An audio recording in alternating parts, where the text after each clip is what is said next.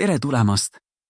Täna räägime, kuidas säästa raha ja teha tarku ostuotsuseid, et vältida liigseid kulutusi ja saavutada finantsstabiilsus.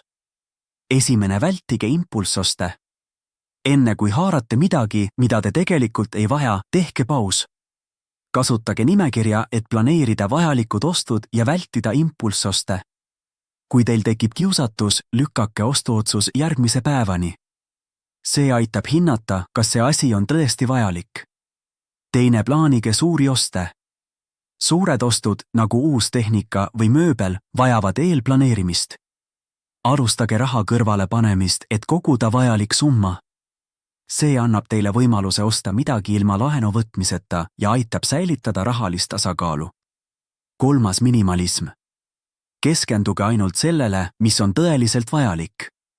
Keelduge liigsest ja vältige ostuimpulsi ajal ostetud asju. Minimalism aitab hoida teie elu lihtsana ja rahaliselt tasakaalus, pakkudes rohkem väärtust igasugustes valikutes.